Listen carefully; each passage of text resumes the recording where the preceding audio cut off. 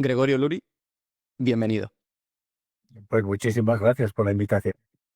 Ha escrito La dignidad del mediocre, pequeña filosofía de lo inacabado, que la verdad es que tiene un título que llama mucho la atención, porque en un mundo en el que lo que se nos pide o a lo que se nos invita es a ser superhombres hiperproductivos, o lo que se nos dice pues son estas frases de Mr. Wonderful de eres perfecto tal cual eres.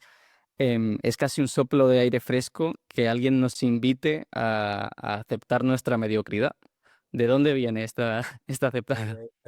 No solo, pues mira, la historia tiene, uno va rumiando cosas y llega un momento en que todas esas cosas deshilachadas pues te están pidiendo que les des la forma de un libro, ¿no?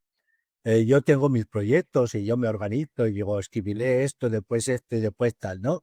Pero la vida siempre se entromete con tus cosas. Quizás la primera vez que yo me di cuenta de que estábamos exagerando las cosas fue cuando en los círculos cristianos comenzó a decirse aquello de Dios te ama como eres. Y yo decía, hombre, ayúdame a ser un poco mejor, ¿no? Que yo tampoco me siento muy orgulloso. ¿Qué quiere decir Dios te ama como eres? Porque yo no soy, yo estoy siempre fluctuando en una situación, ¿no? Entre lo bueno y lo malo, lo regular, pues ahí estás, ¿no? Pero yo creo que si alguien nos ama, por una parte entiendo que te ama incondicionalmente por ser quien eres. Pero por otra parte, en el amor siempre ha de haber un elemento de exigencia, ¿no? Para que estés a la altura de lo que la persona que te ama ve en ti. Y en entre una cosa y otra, pues aparece la realidad cotidiana de todos nosotros. A mí me parece que el hombre es normal y corriente, lo que los filósofos dieron en llamar hace algunos años el mundo de la vida, es el gran milagro, ¿eh? El gran milagro. Que tú ves, alguna vez pues me han dicho, ¿no? Hablando con pesimistas que te dicen que todo va mal. Yo siempre digo lo mismo, levántate a las 5 de la mañana y vete a las carreteras a ver cuántos cientos, cuántos miles de padres de familia se han levantado a horas intempestivas para ir a trabajar, a ponerles un plato de comida en la mesa a sus hijos, ¿no? De ahí ese mundo, el mundo cotidiano, lo que pasa es que se ha quedado sin defensores. Entre otras cosas porque estamos aspirando a una felicidad que es inalcanzable, pero frente a esa felicidad cualquier tirita nos parece una desgracia. Pues bueno, se trata un poco de reconciliar al hombre con lo que es, entendiendo que lo que es sobre todo posibilidad de ser. En el libro defiende que la limitación humana es una realidad, pero no solo es una realidad, sino que además es una necesidad. Necesitamos los límites. Sin embargo, lo que ha imperado, ¿no?, en nuestra sociedad desde, bueno, las últimas décadas, o bueno, casi siglos, se podría hacer aquí una genealogía, o se podrían buscar antecedentes, es ese prohibido prohibir, ¿no?, de mayo del 68. ¿Qué sucede cuando eliminamos toda restricción y nos quedamos sin límites? Pues mira, podríamos decir que a mayo de 68 le ganó la partida De Gaulle, ¿eh? De Gaulle cuando, bueno, pues mira, los resultados electorales fueron los que fueron, ¿no? Y los jóvenes de mayo del 68 demostraron una gran capacidad para desmantelar cosas y muy escasa capacidad para construir, pues eso que ellos estaban reclamando, ¿no? Eh, Hay algunos hechos que son evidentes en el momento que te pones a mirarlos sin demasiados prejuicios y que a los modernos nos cuesta entender mucho. Y es que allá donde hay dos personas, hay funcionando un principio represor. Siempre y cuando yo me quiera llevar a bien con esa persona, ¿no? Cuando si estás conviviendo con alguien, necesitas poner freno, algún límite a lo que tú potencialmente podrías hacer. Y le exiges al otro que también limite sus posibilidades de hacer, ¿no? Y entonces la vida humana, es siempre una negociación entre lo posible y lo real. Cuando se está hablando, pues sí, efectivamente, de que los límites parece que impiden, que nos incapacitan, hay que recordar siempre aquello que decía Chesterton, que me parece magnífico, que cuando los modernos van por qué sé yo, por el monte y se encuentran con una valla, lo primero que piensan es que esa valla está allí para impedirles pasar. No se les ocurre pensar que quizás esta valla está allí para impedir que algo salga, ¿no? Antes de destruir una valla, como mínimo, mira a ver qué sentido tiene, a ver qué sentido tiene. Sin límites no tendríamos acceso, pues qué sé yo, a la música, al baile. Es Nietzsche quien dice que es el baile, sino una limitación de los movimientos naturales para ponerlos al servicio del arte, ¿no? ¿Y qué es la canción?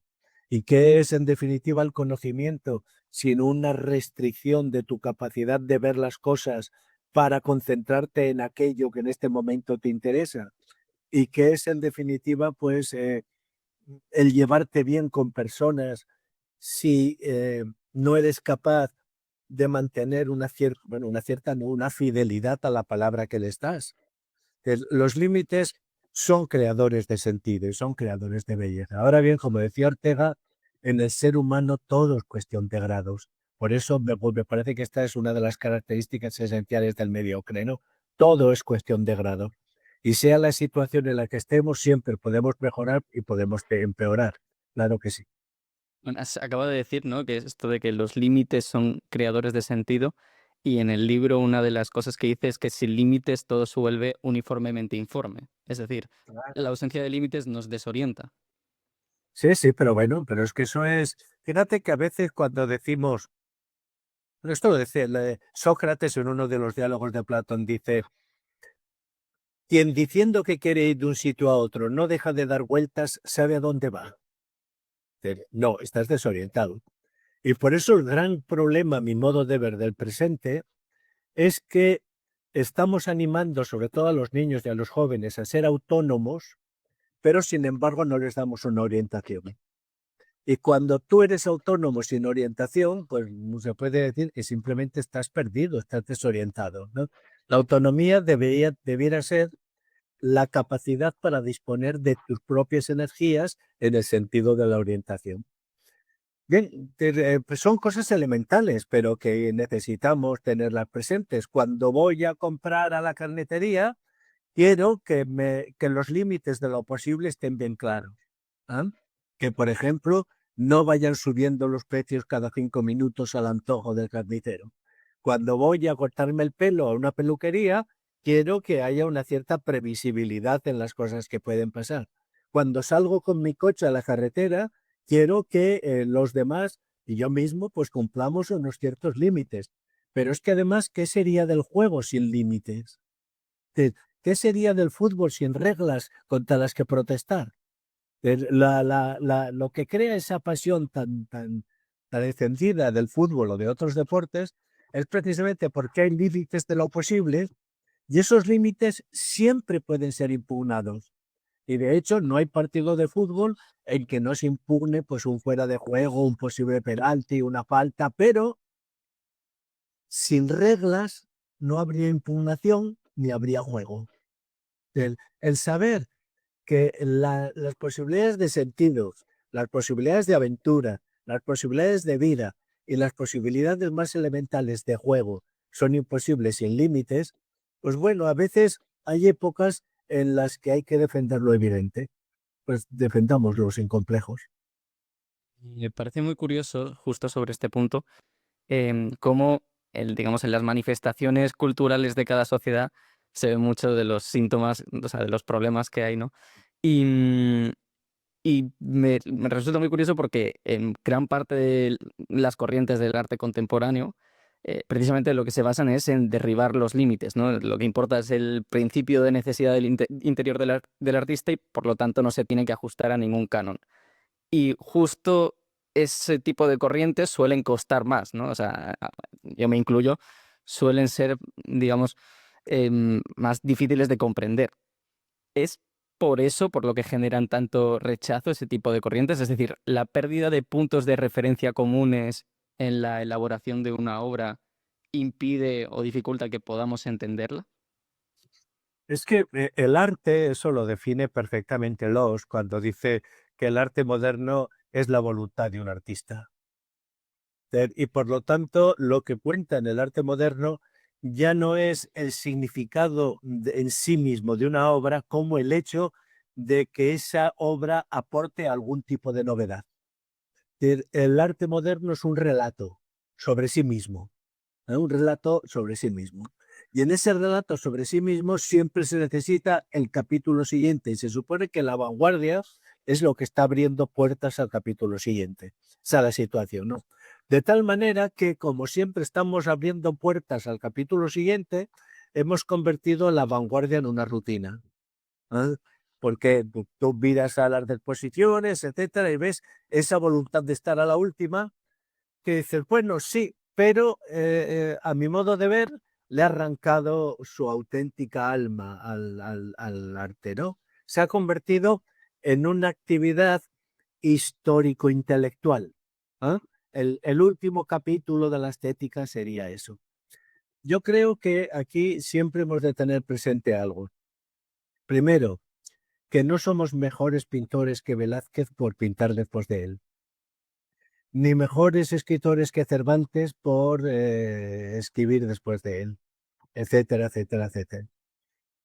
Más aún, que sin negar la libertad del artista,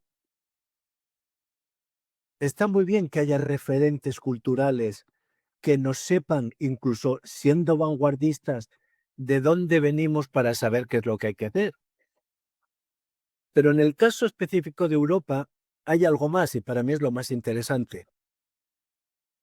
Que las vanguardias han cuajado en movimientos realmente consistentes cuando han sido capaces de dialogar con la propia historia del arte. El caso de Picasso me parece más representativo. Picasso está siempre dialogando con sus predecesores, ¿eh? Siempre, siempre, continuamente. Eso quiere decir que el arte desde esta perspectiva, como la cultura, sería un diálogo permanente con las grandes figuras. Una cierta tendencia del arte contemporáneo está rompiendo o parece que quiere romper ese diálogo para enfrentarse sin ataduras al futuro. Tengo que decir que hay pocas cosas del arte moderno, del arte contemporáneo que me emocionen. A pesar de esto, es muy común escuchar aquello, ¿no?, de que hay que dejar de practicar cierta costumbre o que hay que dejar de hacer eh, X cosa porque se trata de una construcción social, que no tiene sentido porque es una construcción social.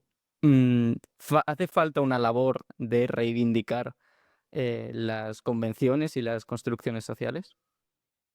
Es que lo de la construcción social es divertidísimo, porque todo es construcción social menos el constructivismo, que sería algo que no sería una construcción social, sino, pues no sé. Por otra parte, si todo es una construcción social, también son construcciones sociales los criterios para evaluar una construcción social. Y si todo es una construcción social, hasta los criterios para evaluar lo que es una construcción social, señores, a mí que no me critique nadie, porque mi construcción social, por mucho que sea imitar, que te diría yo, a Platón, tiene tanto valor como la tuya. Todos son construcciones sociales y los criterios también. Pero ¿qué pasa? Que todos estos constructivistas que defienden que todo es una construcción social, a la hora de la verdad se comportan como una especie de guardia roja del tiempo que te dicen que si eres tú moderno, si eres actual, si eres anticuado, estar continuamente juzgando. Dice, señores, qué pesados que son ustedes, qué pesados, qué pelmas que son, que están diciendo que todo es una construcción, menos su inteligencia que es capaz de ver en los criterios para enjuiciar el qué, el qué. A ver, en el ser humano, hay, podríamos decirlo así, biológicas, necesidades biológicas primarias y necesidades biológicas secundarias. Las necesidades biológicas primarias, cualquiera que tenga dos dedos de frente verá que no están socialmente construidas. La necesidad de respirar no está socialmente construida.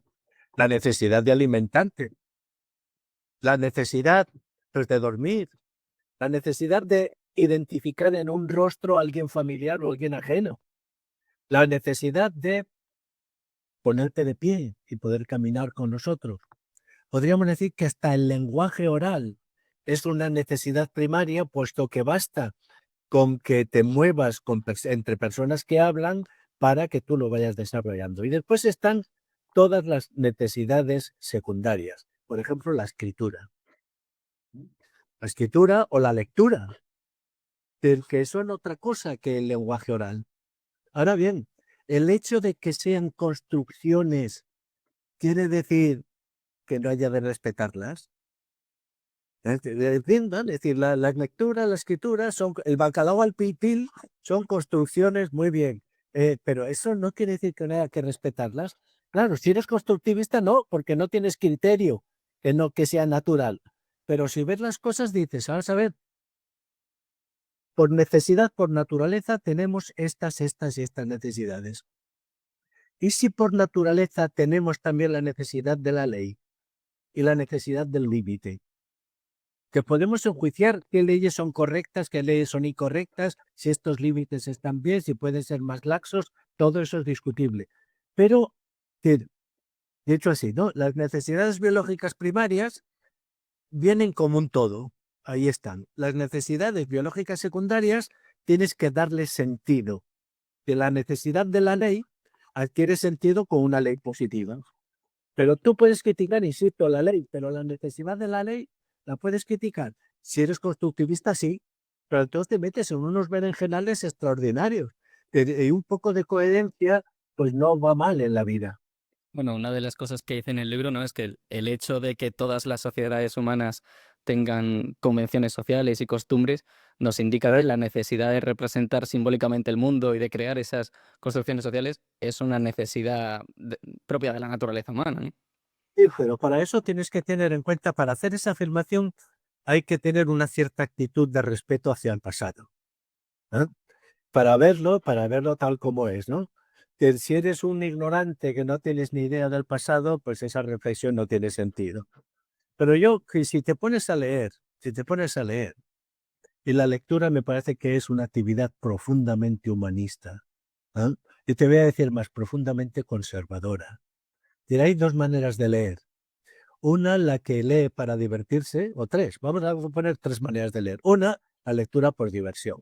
Otra, porque leyendo haces algo así como turismo intelectual a las mentes de grandes hombres, que están muy bien las dos. Pero hay una más, y es leer para encontrar en el autor que lees referencias significativas sobre tu propia vida, sobre el presente, ¿no? Es decir, abrir a Platón sin descartar que Platón conozca de nosotros aspectos que nuestro tiempo oculta, consciente o inconscientemente. Puedo poner algunos ejemplos que me gusta además repetir siempre. Cuando Platón en las leyes define la democracia como teatrocracia, pues está diciendo algo sensato. A mí me parece que sí, que sí. Y además creo que al haber dicho esto en el año que lo dice, del siglo V, IV antes de Cristo, hemos dispuesto de un montón de siglos para ver que eso se va repitiendo. Que algo, pero entonces, si algo es verdadero en tiempos de Platón y en la actualidad, ¿no debiéramos como mínimo dejar abierta la posibilidad de que la permanencia de esa verdad algo nos está diciendo sobre la naturaleza humana? Claro, el constructivista te dirá que no hay naturaleza, allá él. Pero la permanencia de algo, sí, me gusta mucho poner un par de versos de Safo para demostrar esto, ¿no? Porque, bueno, pues, sin ser ni mujeres, ni griegas, ni poetisas del siglo VII, somos capaces perfectamente de entender lo que dice Safo con dos versos que son: pues te miro tan solo y al punto mi voz enmudece. Cualquier persona que haya estado enamorado un segundo sabe lo que está diciendo aquí Safo, y no hace falta ser griego para entenderlo. Ni mujer, ni lesbiana, ni porquisa. Lo entiendes. Inmediatamente encuentras que en esas palabras hay una descripción fiel de tu experiencia. ¿Mm? Pues bueno, si resulta que en los grandes autores eres capaz de reconocerte a ti mismo, eres capaz de reconocer descripciones fieles de tu propia experiencia, pues entonces quiere decir que hay permanencias antropológicas y que nuestra primera obligación, si nos ponemos, si queremos entender lo que nos pasa, es tener los ojos abiertos para la realidad que se nos presenta. Y la realidad que se nos presenta ante los ojos es esa, que hay permanencias antropológicas. Pues aceptémoslas. Algunos las aceptarán de manera lacrimosa, otros las negarán, y otros nos parece pues que la existencia de esas permanencias lo que nos demuestra es que allá donde hay un ser humano, en el fondo hay un contemporáneo. Pues eso es lo que te permite celebrar la humanidad, que allá donde hay un ser humano hay un contemporáneo. Y eso es magnífico a mi modo de ver. Voy a aprovechar que he traído a Platón porque en lo que estamos hablando hay una idea, ¿no?, que es bastante clásica de las normas o las leyes como límite, pero a la vez como condición de posibilidad, ¿no? De esto, por ejemplo, habla Higinio Marín, de que el hombre pueda realizarse en sociedad, ¿no? Por ejemplo, en el hecho de que Sócrates prefiriera tomarse la cicuta al exilio, ahí hay un indicador de esa consideración de para realizarse como persona no se puede llegar a ese punto sin estar dentro de la polis, ¿no? Estar fuera de la polis impide que el hombre se realice. Mire, tengo 70 años.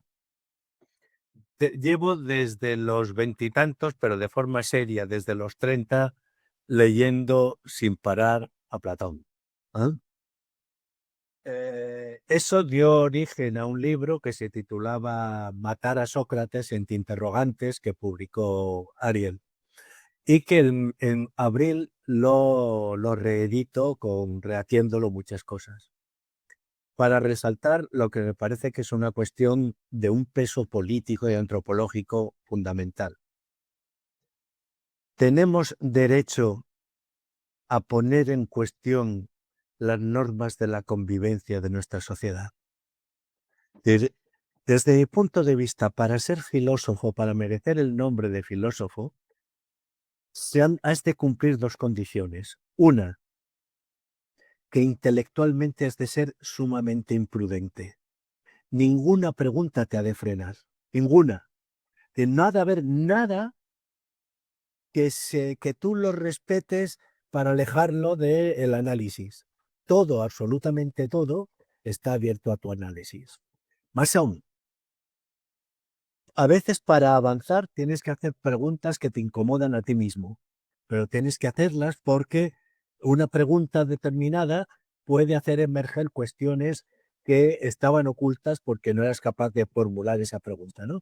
Que intelectualmente, por decirlo así, la prudencia no es una virtud filosófica, ¿no? Tienes que ser imprudente, atreverte a pensar de verdad.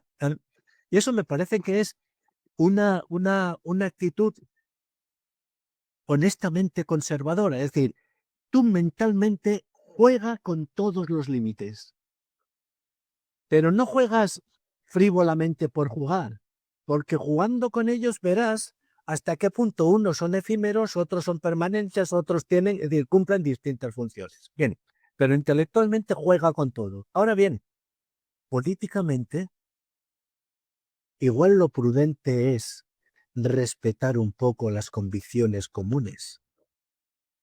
Porque si yo no respeto ciertos límites con mi vecino, voy a tener unos problemas con mi vecindad. Es decir, que la prudencia intelectual y la prudencia política son distintas, prudencia ética, si quieres, son distintas. Y saber en qué plano te mueves en cada caso, pues creo que es esencial para reconstruirte, ¿no? Para reconstruirte, saber cuál es tu papel ante tu comunidad. Fíjate que estamos hablando de que la filosofía, en definitiva, ha de poner en cuestión primero qué es la ley, qué es la ley, pero el filósofo como ciudadano ha de cumplir la ley. Esa me parece que es la gran enseñanza de Sócrates. Plantéate todo, pero como ciudadano tienes el deber de cumplir la ley, ¿no? Eso por una parte. Segundo, qué es la convención o qué es lo construido, pero recordemos que la defensa absoluta de la construcción es precisamente la labor de los sofistas. Que hablar de constructivismo es hablar de sofística, es hablar en su sentido más puro, ¿no? Y después, pues si estás aquí en un sitio y estás en otro, ¿qué orientación aparece para ti cuando contemplas la realidad desde estas dos perspectivas? Estoy convencido que hay una orientación. Ha mencionado antes aquello de que no somos mejores pintores que Velázquez por pintar después de él, y has Claro. hablado también de los griegos. Pero por lo general solemos creernos, digamos, más listos que nuestros abuelos o las generaciones pasadas, y vemos sus costumbres con desdén, ¿no? Como si fueran fruto de la ignorancia. Hay un fragmento de su libro, de La imaginación conservadora, en el que dice, y tal vez lo podemos comentar: no se puede ser conservador por ignorancia del valor de lo moderno. Se es conservador cuando se sabe que lo que se ama en lo moderno forma parte de un mundo de segunda mano. Efectivamente. A veces me sorprendo de lo bien que escribo. Y yo te dice, eso está expresado perfectamente. Otras veces coges un libro que cuando lo escribiste te parecía que estabas tocando la gloria y no puedes sostenerlo en las manos 10 minutos seguidos porque se te hunde. Efectivamente, todo aquello a lo que concedemos realmente valor en el presente, es herencia de algo precedente. Es herencia de algo precedente. Nuestra capacidad para crear ex nihilo, como el Dios bíblico, es nula. Es nula. ¿eh? Por lo tanto, hay que aceptar eso. Pero fíjate, quizás el gran argumento que está debajo de todas estas cuestiones del historicismo, etcétera, del constructivismo, sea esa posición orgullosa de Hegel que le permite deducir que su presente es el tribunal absoluto de la historia. El que desde su posición histórica puede enjuiciar todo el pasado, absolutamente todo, y enjuicia el pasado como un paso en la dirección correcta hacia el presente. El pasado tiene valor en la medida de que ha ayudado a construir pues, este mundo que es presente, ¿no? Yo creo que eso es simplemente insostenible. En el pasado hay muchísimas cosas que pues, no las hemos heredado. Y en el pasado hay muchísimos callejones sin salida. Y en el pasado hay, pues, pues, lo que hay en el presente, de una gran pluralidad de cosas. Ahora bien, en toda esa pluralidad de cosas, descubres que es más útil para entendernos a nosotros ver el presente desde el pasado que ver el pasado desde el presente. El que aprendes más, que ves con más claridad, que eres más diáfano, es decir, más allá de las nieblas, ¿no?, que rodean a todo momento histórico, las confusiones, lo que decíamos, callejones sin salida, debates, etcétera. Cuando tú miras el presente desde el pasado, ves más cosas.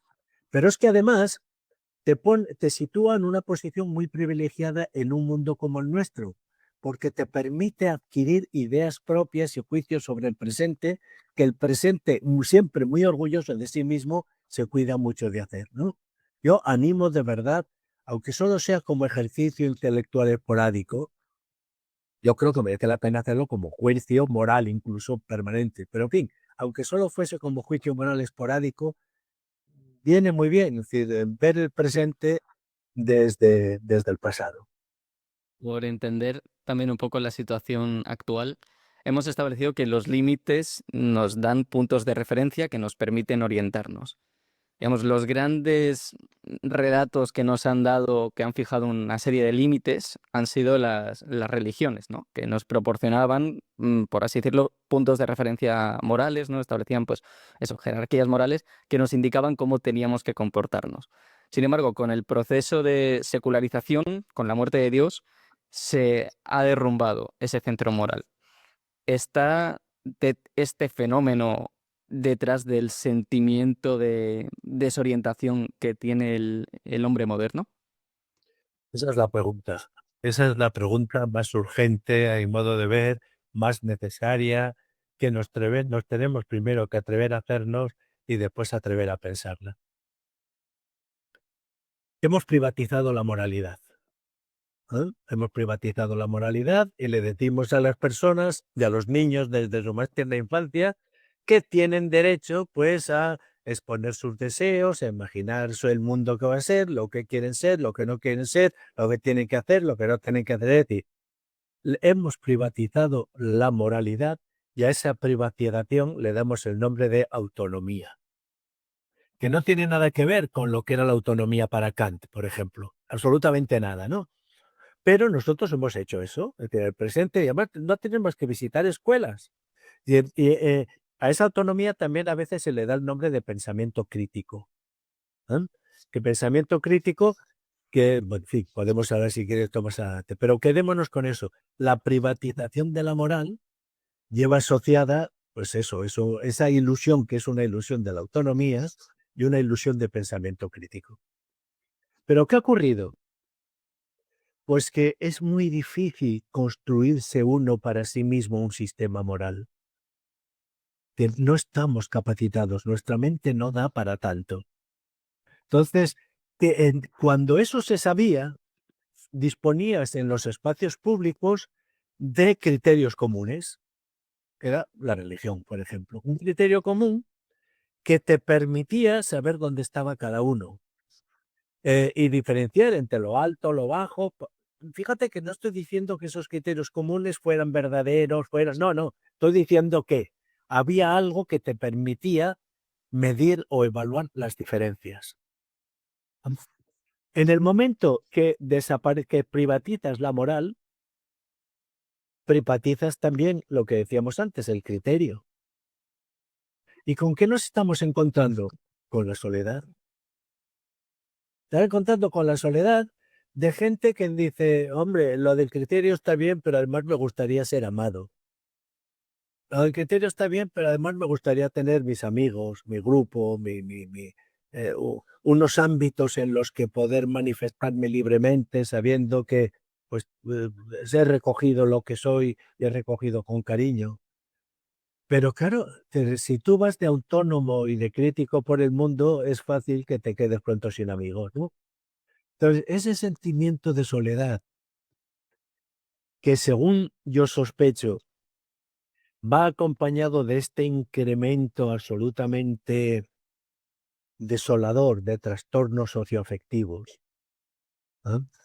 No olvidemos que España es uno de los países que es más bien benzodiazepinas consumen, de tranquilizantes, etcétera, ¿no? ¿Qué pasa aquí? ¿Y cómo estableces criterios que nos permitan medirnos sin de una u otra manera resucitar a Dios?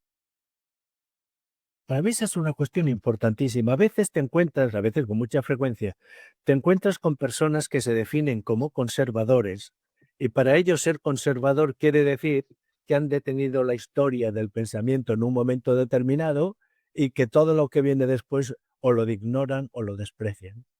Yo creo que el conservador hoy ha de saber situarse después de Nietzsche, ¿eh?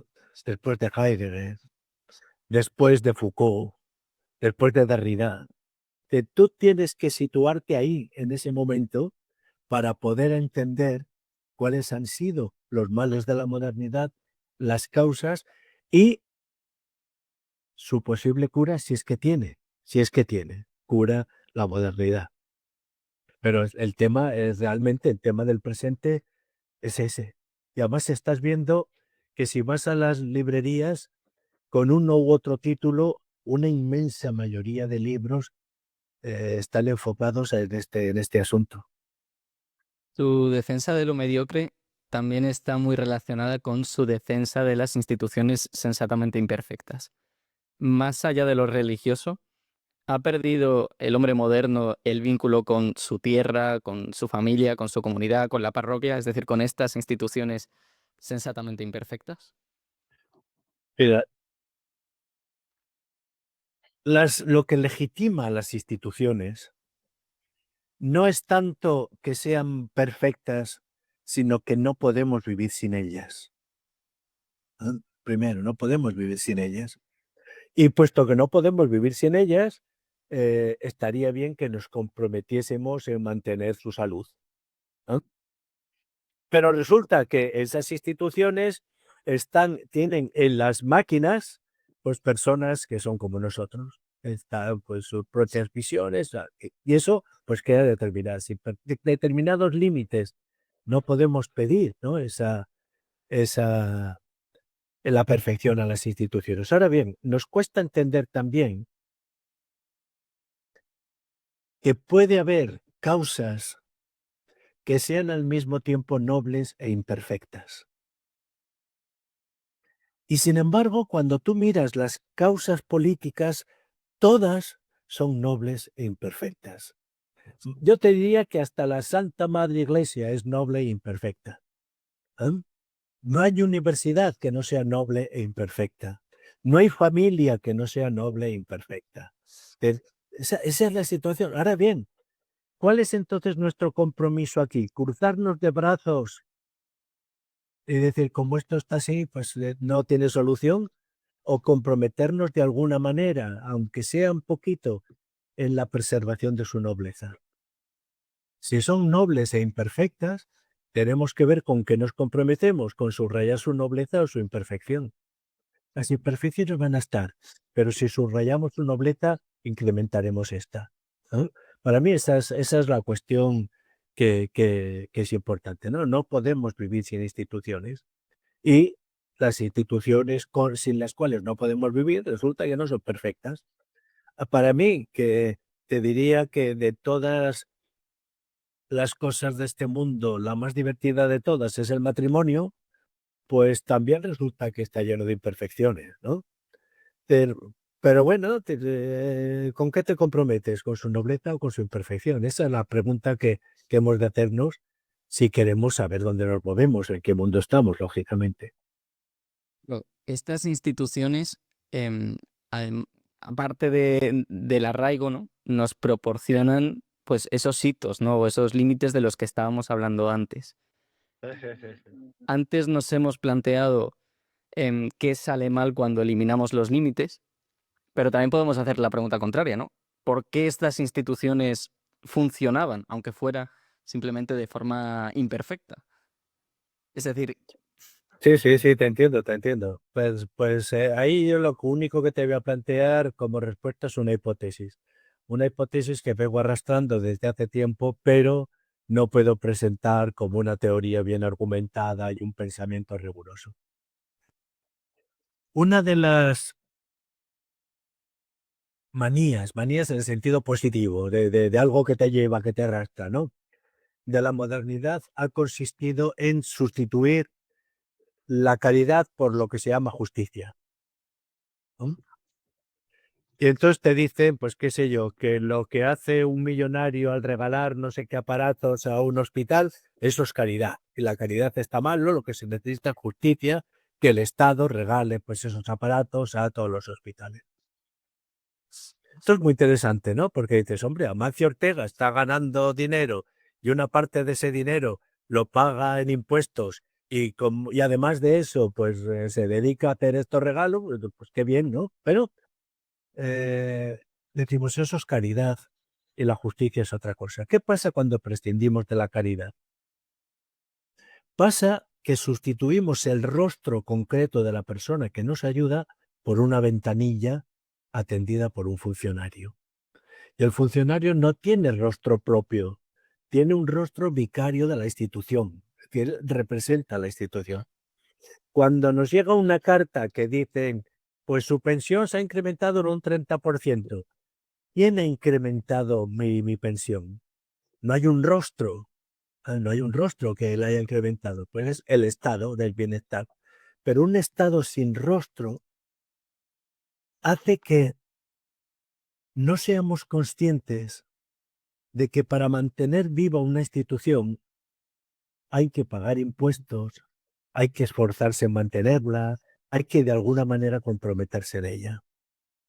Creo que cuando decimos que antes funcionaban, nunca han sido perfectas, primero. Y segundo, lo que queremos decir es que antes tenían un rostro más diáfano que el que tienen ahora, ¿no? Y que ese rostro que se ha ido haciendo cada vez más borroso, pues al final se ha hecho transparente. De tal manera que estamos concibiendo el Estado cada vez más como una especie de hotel en el que tenemos derecho a ser bien atendidos por el mero hecho de llegar a él, ¿eh? Pero que no nos pidan después que limpiemos el pasillo o que dejemos las luces apagadas o que tal. No, no. Estamos en un hotel y alguien nos tiene que atender. Y la persona que nos ayuda con las maletas es el botones, no tiene nombre, no tiene apellidos, es alguien que cumple su función. Y si cumple su función bien, no queda espacio para la generosidad, para el desprendimiento, para, pues eso, dar la mano.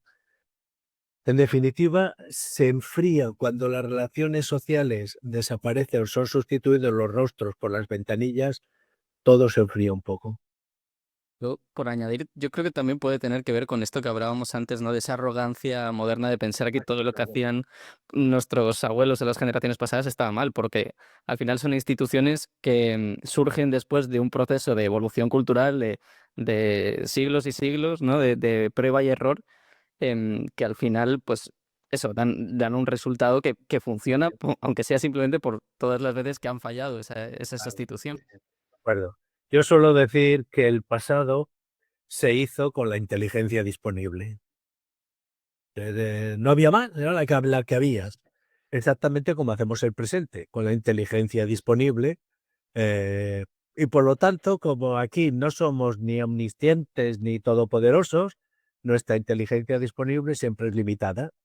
Y bueno, pues vas intentando arreglar una cosa, se estropea otra y estamos así, estamos así.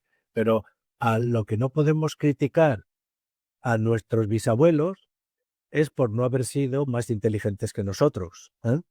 Como nosotros tenemos suspicacias y les criticamos, ya creemos que por eso mismo estamos en una situación superior a la suya. Pues no, en absoluto. Algo que apunta Carlos Marín Blázquez en su libro Arraigo es que la creación de esas instituciones o esas costumbres se daba en un contexto de estabilidad material, ¿no? Es decir, un campesino en la Edad Media sabía más o menos predecir cómo iba a ser su vida porque, digamos, las tecnologías con las que iba a contar a lo largo de su vida eran las tecnologías con las que había contado su padre, con las que había contado su abuelo, y sabía más o menos cómo iba a ser la vida de su hijo. Sin embargo, hoy el mundo ya no es tan predecible, sino que el cambio tecnológico y el cambio material hace que mi vida o las condiciones materiales en las que yo me he desarrollado pues sean completamente distintas a las que les tocó vivir a mis padres, ni que decir ya a mis abuelos, y realmente no tengo ni idea de cuál va a ser la tecnología y cuáles van a ser las condiciones materiales en las que se tengan que desarrollar mis hijos. Hace este cambio constante o hace, sí, este dinamismo hace que sea más difícil desarrollar esas instituciones y esas costumbres. Pues eso es también interesantísimo lo que estás diciendo. Pero aquí hay varias cosas. Primero, a ver, nunca ha existido el paraíso en la tierra. Es decir, en todo caso, de que dejémoslo para aquellos tiempos adánicos. Todos los presentes tenían sus miedos y sus seguridades y sus incertidumbres. Nunca ha existido una edad de oro maravillosa en el que, como describe algún clásico griego, la edad de oro, los panes venían saltando hasta las puertas de las casas y llamaban a la puerta para que los cogieras y los pudieras comer, ¿no?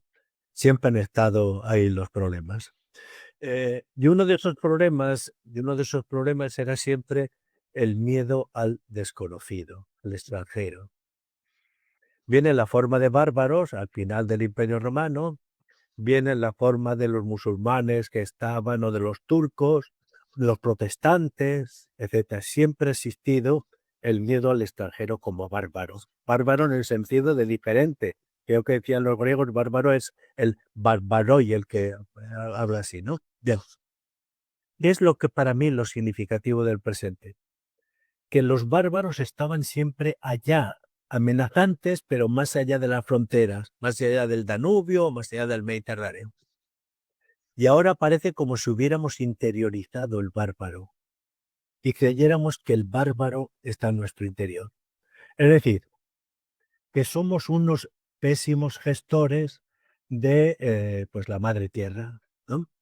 Y que eso pues nos lleva a desastres totales, pues el antropoceno, etcétera, etcétera, etcétera. Yo creo que esto tiene sobre todo su componente dramático cuando ves, insisto, no hay nada más difícil que ver, ¿eh?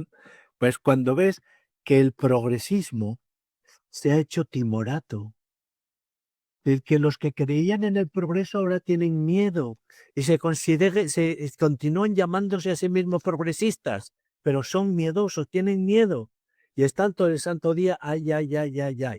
Y lo que critican desde el progresismo a los conservadores ya no es que retengan el pasado, sino que no son suficientemente cuidadosos para prever el futuro. Ahí el discurso ha hecho un giro extraño, ¿no? Un giro extraño que conviene pensarlo también y probablemente seréis tú y los de tu generación quien tengáis que cocinar esto y ver lo que se hará. Pero, insisto, ese cambio tan radical que el progresismo tiene miedo al futuro, para mí, que te lo miras en serio, porque claro, ese cambio ha venido sin que haya un razonamiento que lo justifique. Por lo tanto, ahí se mezclan demasiadas cosas. Eso primero. Segundo, mira, con respecto a la tecnología, quiero decir de una manera muy precisamente de una manera muy clara. Me parece absurdo estar en contra de la tecnología que nos permite ahora mismo a ti y a mí estar hablando aquí. A mí eso me parece maravilloso. ¿Qué quieres que te diga? Un lujo poder estar hablando así. Por otra parte, el hombre es un animal tecnológico.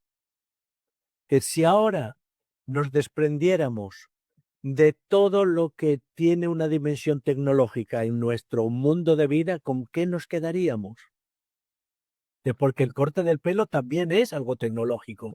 En la dimensión de nuestras uñas tendremos que decidir qué hacemos. Es decir, ¿qué pasa aquí? Somos animales tecnológicos. ¿Por qué?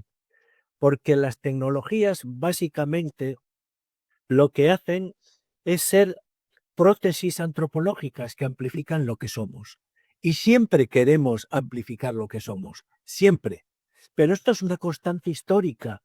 ¿Qué ocurre? Que hoy esa amplificación ha adquirido una velocidad que te compres el último aparato que te compres, de lo que sea, ya sabes que en algún laboratorio ya ha sido superado. Tienes la versión 5 de no sé qué y sabes que en algún laboratorio ya van por la versión 8. Y entonces todo tiene un sentido de irrealidad. ¿Por qué? Porque a medida que se incrementa el sentido de lo posible, se enflaquece el sentido de lo real. Si ahora apareciese una noticia diciéndonos que los chinos han conseguido trasplantar una cabeza de caballo a un humano, nos parecería raro, pero diríamos, "Pues vete a saber, vete a saber". De eso ya, vete a saber, ciertos chinos de qué serán capaces, ¿no? De ese sentido, no hay freno en nuestro sentido de lo posible, ¿no? Y eso, ¿cuál es la condición? O sea, ¿cuál es la consecuencia de esta inflación de lo posible? Que nuestras sociedades son cada vez más abiertas. De aquellas sociedades cerradas en las que la propia conciencia del enemigo permitía crear una identidad. Mi amigo Alain Men en Francia dice que el gran creador de la Unión Europea fue Stalin, porque fue el miedo a Stalin el que generó pues sinergias y necesidades de... Pues el enemigo tenía, ¿no?, esa posibilidad al menos de crear, de fortalecer identidades. Pero si ahora el enemigo es interior, ¿qué nos pasa, no? Y la sociedad abierta precisamente es aquella en la que todo es posible, porque todo lo nuevo es bien recibido. Para Platón, la sociedad abierta era la del puerto del Pireo, de la que llegaban continuamente mercancías de todo el mundo. Y él dice, Platón, con una frase o una expresión preciosa, dice que era una poikilía. Una poikilía es una mezcla de colores, ¿no? Una mezcla borracha de colores y demasiado. Eso es. Pero, claro, la poikilía, la mezcla de colores, no tiene nada que ver con la severidad estética, pues, del arte clásico, ¿no? Es otra cosa. Pues bien, hoy estamos en esa mezcla de colores porque nuestras sociedades son cada vez más abiertas. Pero eso nos lleva a la pregunta de una gravedad extrema. ¿Cuánta apertura somos capaces de soportar? En todos los sentidos, ¿cuánta apertura somos capaces de soportar? Entonces, un peligro es la desintegración, ¿no? Eliminamos los límites, todo se vuelve uniformemente informe y nos diluimos. Pero siempre hay esta relación de tensión, ¿no?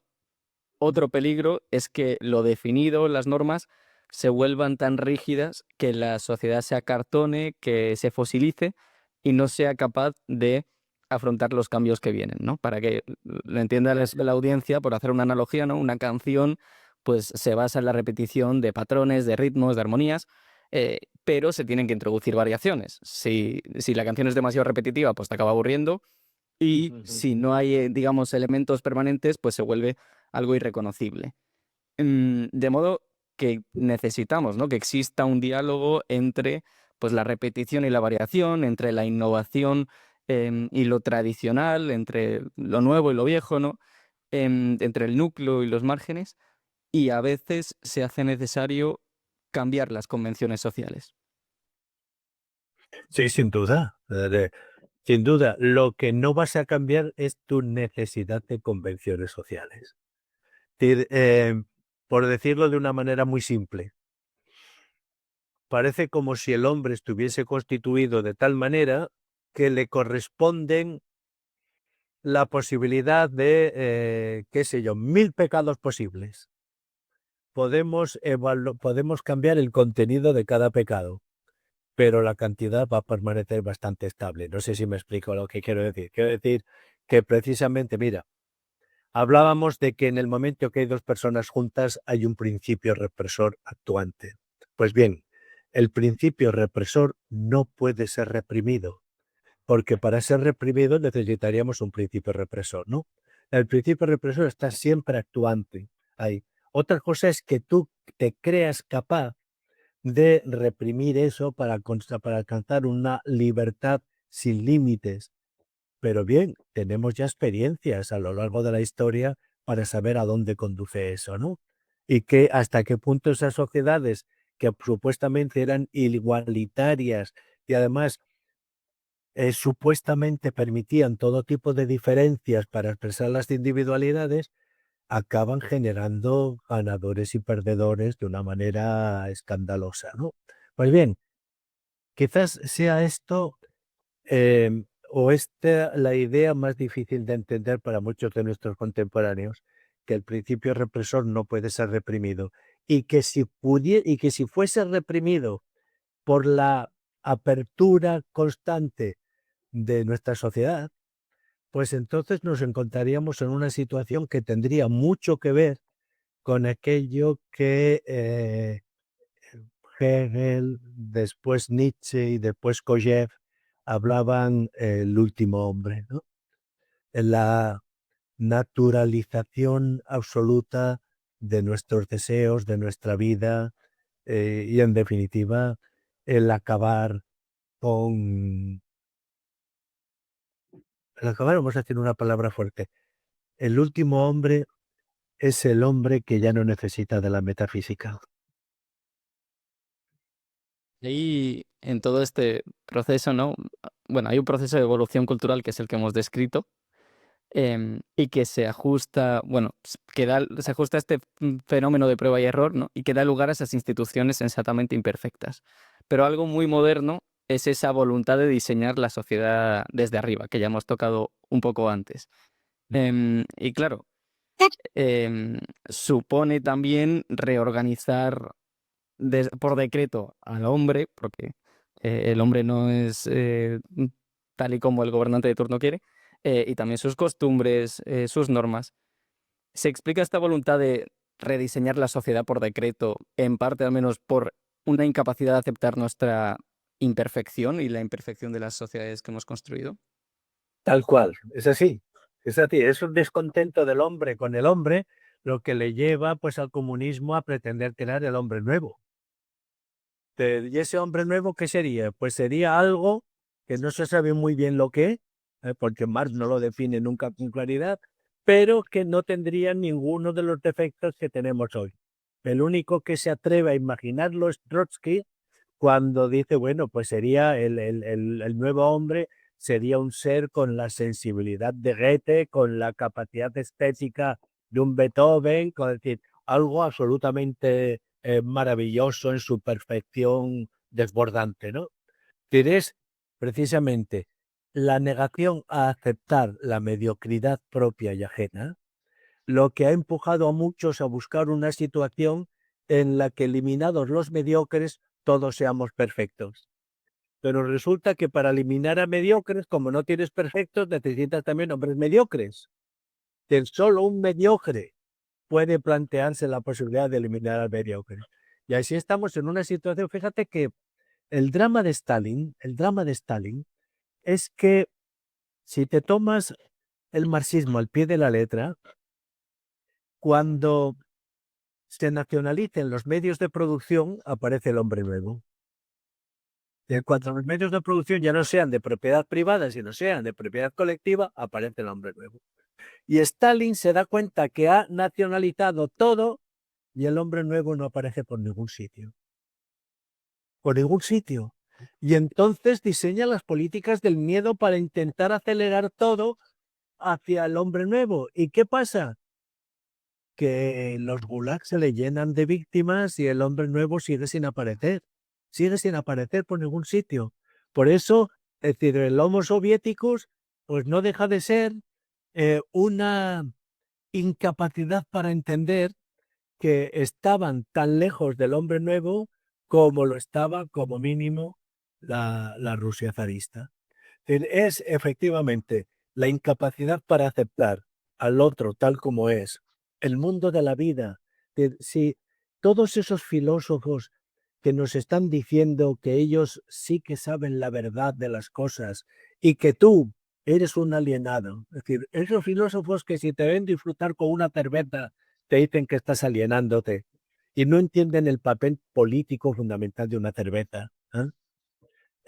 Y mientras ellos tienen la verdad, pero una verdad que dices, prefiero la imperfección de la cerveza que tu verdad, que no me motiva nada. Y entonces, ¿qué ocurre? Que como yo me opongo a su visión idealista de la sociedad, me convierto inmediatamente en enemigo. ¿Por qué soy enemigo? Porque se supone que yo soy los que están retrasando la llegada del hombre nuevo. Por lo tanto, si se acaba conmigo, llegará antes el hombre nuevo.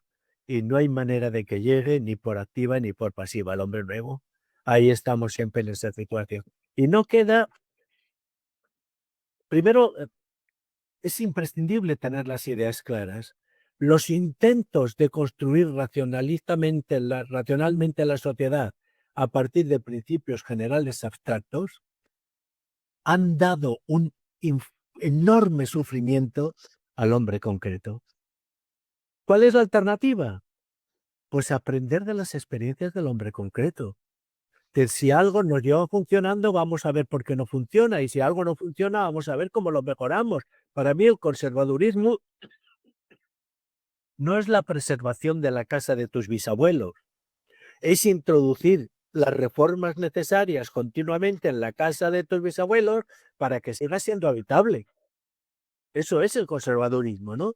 Y me niego a que venga alguien con una gran máquina y me tire al suelo la casa para construirme un edificio de apartamentos, de vivienda, no sé qué. Es decir, no se trata de negarse al cambio, se trata de mantener la permanencia, ¿no? La permanencia, que es la continuidad de sentido. Hemos comenzado hablando, pues eso, del hombre normal y corriente, del mundo de su vida. Y el mundo normal y corriente, el mundo de la vida del hombre normalmente corriente, está sin duda lleno de imperfecciones.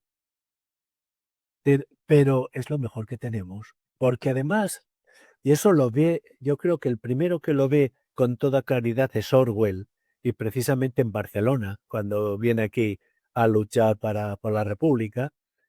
¿Qué es lo que ha preservado a los británicos de las tentaciones totalitarias? Y él llega a la conclusión que es el hombre normal y corriente, que mientras en Alemania o en Rusia se han entregado definitivamente a una causa, ese escepticismo del hombre británico, del british, que dice, bueno, cambiamos el mundo, pero primero vamos a bebernos una pinta, ¿no? A ver lo que hacemos aquí. Pues todo eso, a la hora de la verdad, preserva a la sociedad británica contra las tentaciones totalitarias. Y podríamos hacer lo mismo con respecto a Estados Unidos. Estados Unidos es una sociedad llena de problemas, pero los europeos no estamos para darles muchas lecciones. porque aquí es donde hemos tenido dictadores cruentos. ¿Y qué es lo que ha hecho que los Estados Unidos, al menos hasta hoy, se hayan salvado de esa tentación autoritaria que parece latir en las venas de determinados países de Europa? Pues la preservación también del hombre corriente como la persona que es consciente de que puede ser imperfecta, pero tiene un voto. Y cuando vaya a votar, votará lo que le parezca bien. Bueno, yo a veces planteo esta cuestión de esta manera, defendiendo al hombre corriente. La idea no es mía, pero uno hace bien en aprovecharse todas las ideas buenas, sean de quien sean. Si hoy tuviéramos que elegir el gobierno de España entre 100 catedráticos de ética y 100 personas elegidas al azar en un listín telefónico, ¿qué preferiríamos? Yo la segunda. De 100 personas elegidas al azar en un listín telefónico. Dios nos libre de un gobierno de sabios. Dios nos libre. Esto que está comentando me sugiere o me crea una duda alrededor del valor de la prohibición, de la ley como prohibición, ¿no? Porque, digamos, las costumbres y la cultura regulan nuestro comportamiento hacia el mundo y hacia otras personas, pero ante la aparición de innovaciones se necesita un tiempo para que esas normas aparezcan, ¿no? Un proceso de prueba y error precisamente de esas personas corrientes. Por ejemplo, ahora se habla mucho de esto de prohibir las redes sociales, em, y porque se abusa y se hace un mal uso de ellas. Pero claro, si lo hacemos, nunca vamos a desarrollar las costumbres que nos ayuden a regular nuestro comportamiento hacia ellas. ¿Cómo equilibramos esa tensión que hay entre el daño que se produce a corto plazo cuando aparece una tecnología y no sabemos cómo usarla, con la necesidad de pues un tiempo para poder regular nuestra forma de comportarnos hacia esas novedades? Mira, lo primero que se me ocurre es pensar en el valor político de la prohibición, algo que a nosotros nos cuesta ver desde Europa occidental, pero ¿cuántos mandamientos tienen los judíos? 700 y pico, ¿no? Y ahí están viendo pasar imperios, ahí están. Con todas sus divisiones internas, con todas sus polémicas, ahí están. Es porque, claro, los judíos están viviendo la ley. La ley no es una serie de mandatos que les hayan puesto porque sí. La ley es la manifestación del cuidado que Dios tiene hacia ellos. Entonces la Torah, pues es eso, es el cuidado, respetar. La Torah es respetar el cuidado que Dios tiene hacia ti. Y ahí están. Y lo que no acabamos de ver con los musulmanes es que en esto son igual. Hay una serie de leyes y cuando decimos son una religión, porque a veces, sobre todo por parte del progresismo, funciona con una prepotencia pseudo-ilustrada terrible, ¿no? Y dicen, bueno, sí, lo que pasa es que los musulmanes aún no han pasado por la ilustración, pero ya pasarán, ¿no? Ya pasarán y todos seremos un poco creyentes, alegres y comprensivos, ¿no? Porque ¿quién te dice a ti que un musulmán siente la necesidad de pasar por la ilustración? Más aún, cuando los judíos alemanes sintieron la necesidad de pasar por la Ilustración, aquellos intelectuales que defendían la síntesis entre el idealismo de la filosofía alemana y el idealismo de los profetas, acabaron todos en hornos o o exiliados o muertos de manera trágica, ¿no? Mucho cuidado porque no acabamos de ver, no nos entra en la cabeza de Occidente, de los europeos, hasta qué punto la confianza en la ley puede preservar tu identidad. Dicho de otra forma, los judíos y musulmanes tienen una conciencia clara de ser sociedad cerrada desde el punto de vista religioso. Nosotros no, nosotros somos sociedades abiertas en todos los sentidos. Eso crea un sentido de la ley como prohibición que políticamente tiene su dimensión. Claro, tú me planteabas otra cosa, tú me planteabas si se pone frenos a la experiencia, nunca vamos a aprender de la experiencia. Claro, sí, es cierto, pero lo que nos están enseñando judíos y musulmanes es que ellos obedecen la ley no porque sea buena para la experiencia, sino porque viene de Dios. El por qué, cuando tú le preguntas a un musulmán por qué ellos prohíben el vino en la tierra y sin embargo después en el paraíso consumirán vino, la respuesta que te va a dar es no lo sé, pero sé que eso es un mandato divino y yo voy a obedecer a ese mandato divino. Entonces estás por una parte por eso y por otra parte nosotros que, pues bueno, no conocemos no somos capaces de soportar prohibiciones. Y lo que estás diciendo tú, pues es obviamente uno de los campos en los que más claro se ven las diferencias entre unos y otros. Para unos, allá donde hay que estar transformando, cambiando la sociedad de arriba abajo continuamente, y otros decimos, sí, vamos con más cautela, vamos reformando la casa, pero que siga siendo una casa, ¿no? Ujú. Pero entonces, ¿qué diferencia la ley como restricción necesaria de la ley abusiva o de la tiranía? Ay, Dios mío, esa es la pregunta política, que la necesidad de la ley, hasta qué punto puede acabar derivando en una imposición de la ley, ¿no?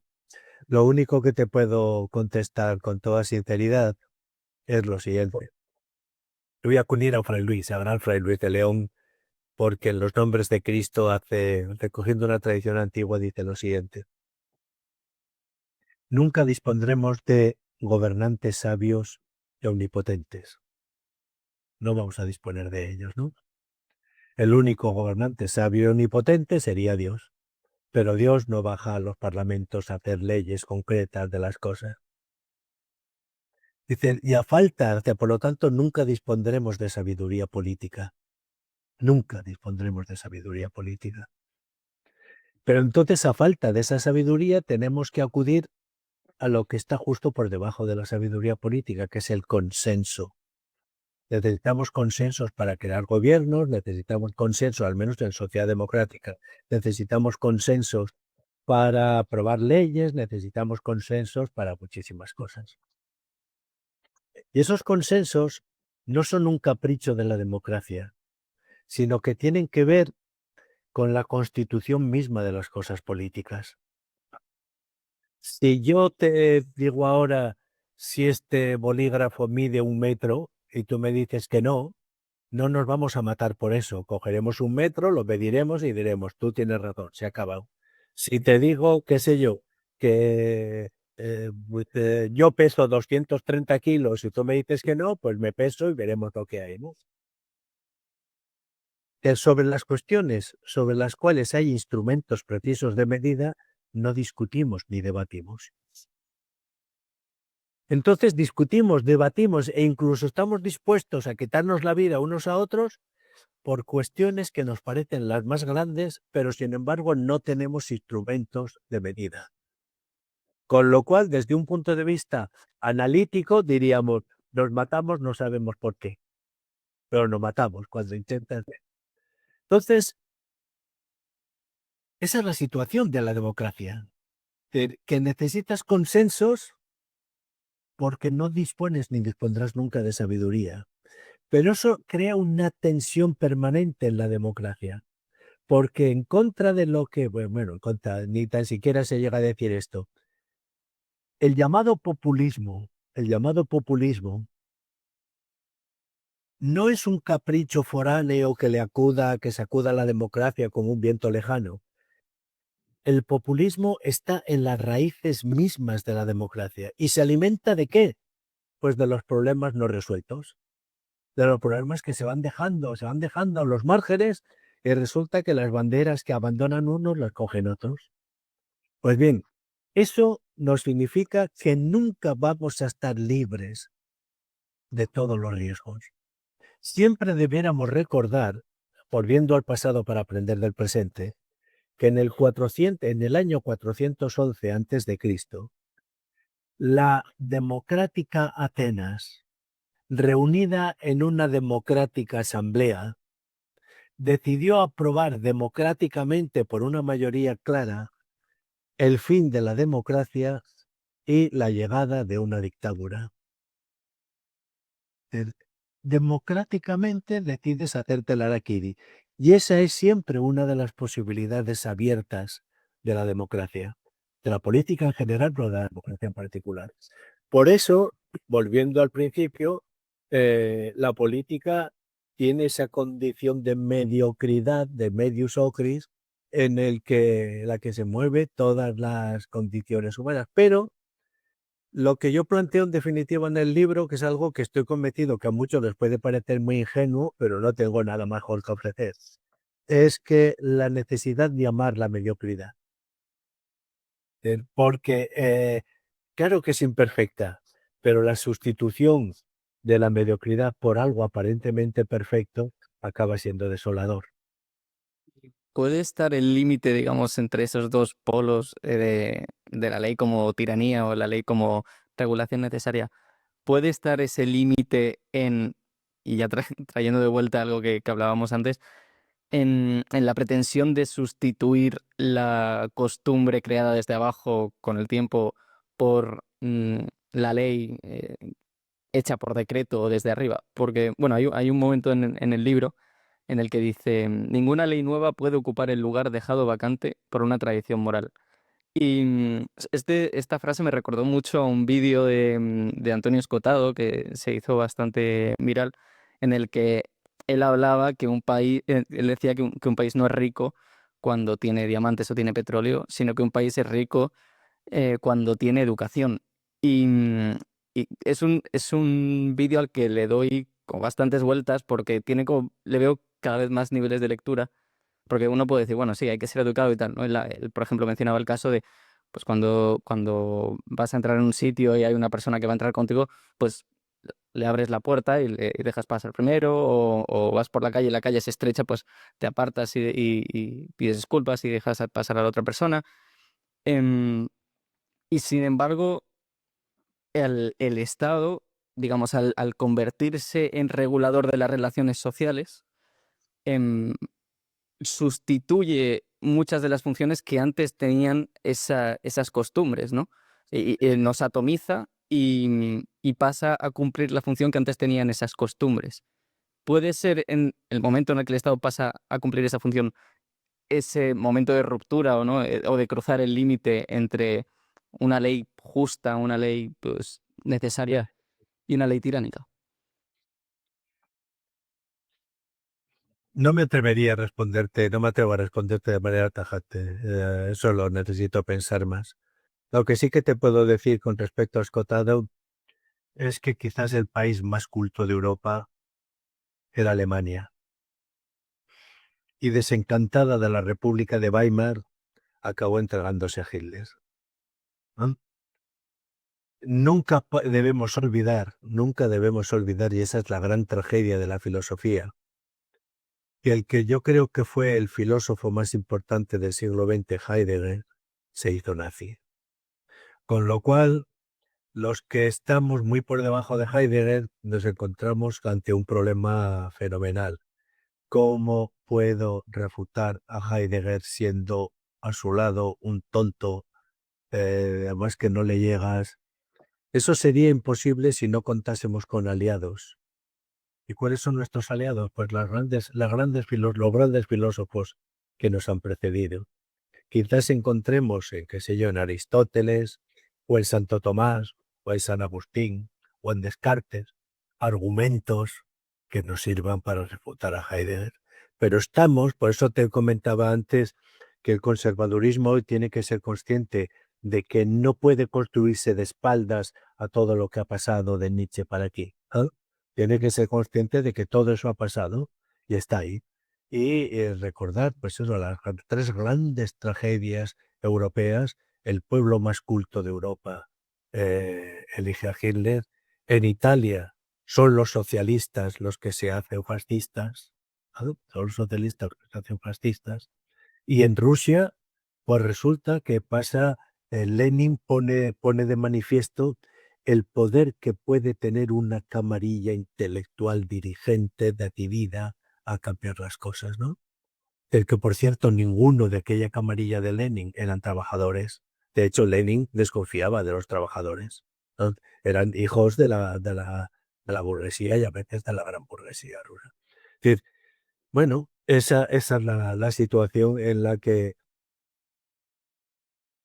yo he querido, lo que pasa es que no he entrado directamente en esta cuestión, pero sí que he intentado resaltar por activa y por pasiva la fragilidad de las cosas humanas. Eso lo puedes ver como una desgracia, pero no tenemos respuestas, nada nos garantiza que mañana no nos vayamos a hacer el harakiri y el harakiri colectivo, ¿tal? No nos lo garantiza. Pero precisamente por eso necesitamos confianza en el hombre corriente y por eso precisamente también tenemos que aprender a disfrutar de todas aquellas bellezas que surgen precisamente cuando son contempladas desde una condición como la nuestra. Y puede ser que aquí también entre un factor, y por ejemplo, trayendo a Tocqueville, que es pues ese deseo de bienestar material que nos hace ceder el poder a un gobernante. En el caso de la República de Weimar, pues una desesperación por la situación económica que era desastrosa.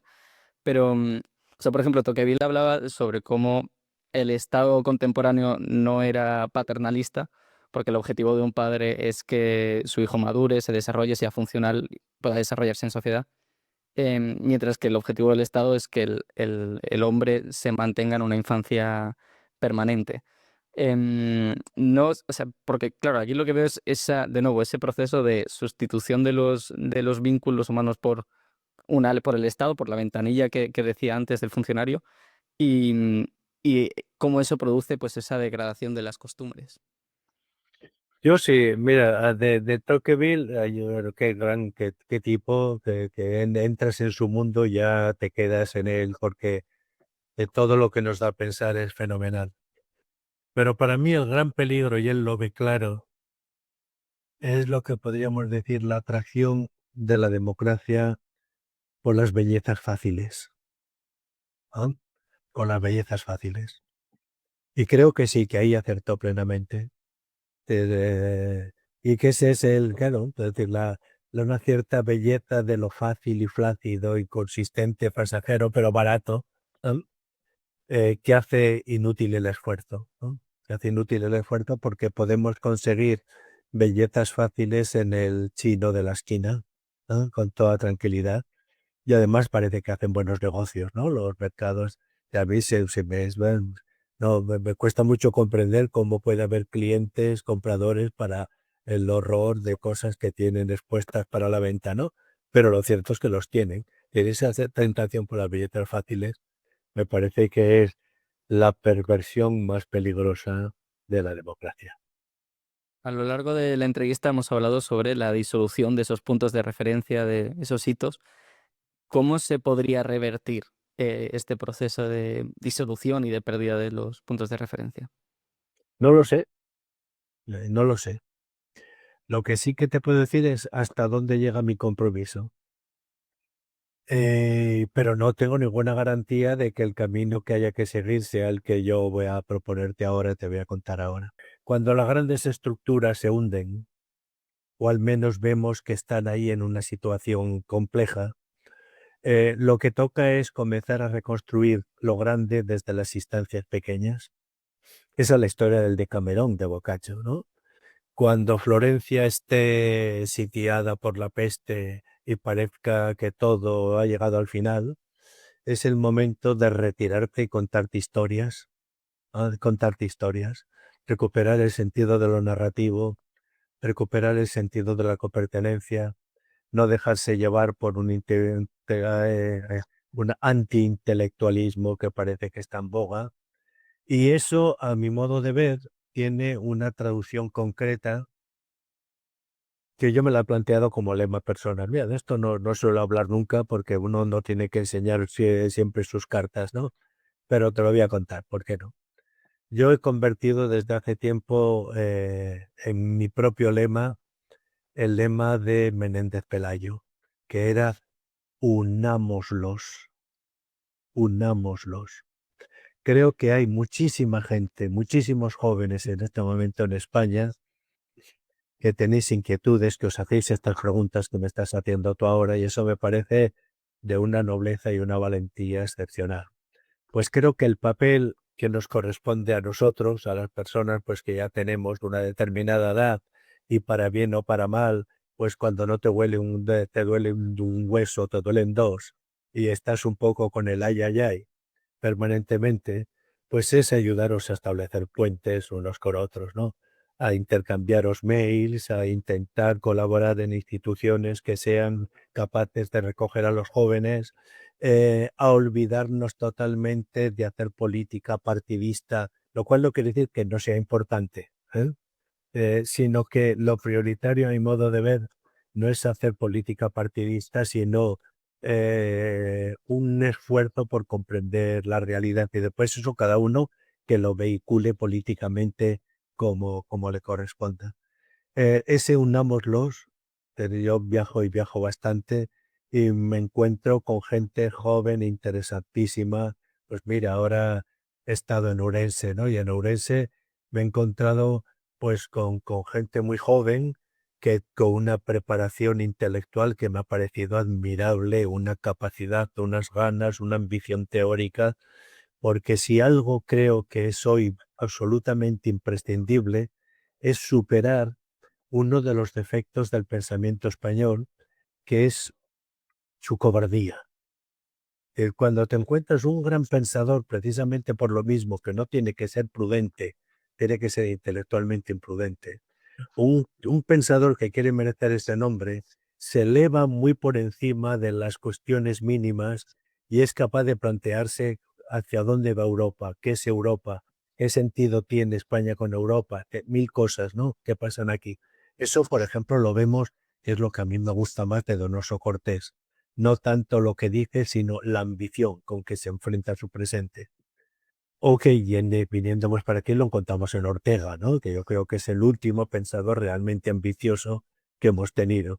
Bueno, quizás podríamos añadir a Gustavo Bueno con todo lo que tenía de impertinente, pero Ortega es otra cosa. Ortega eh, eh, es capaz, ¿no? de ascender para ver y además venir a contarnos sin ningún complejo. Si fuéramos capaces de poner en contacto a esos jóvenes y animarles a que sean valientes intelectualmente, pues habría esperanza, claro que sí. Y a terminar, una triple pregunta que hacemos a todos los invitados. Una recomendación cultural de un libro, una película y una canción que pueden tener con el tema que hemos estado hablando o no. Pues libro, lo que te voy a decir ahora expresa mis sentimientos ahora, no necesariamente me comprometo a sentir lo mismo de aquí a 2 horas, ¿eh? Genial. Pero, pero cuando se me hace esta pregunta, uno de los libros que me rondan siempre es El Prometeo encadenado de Esquilo.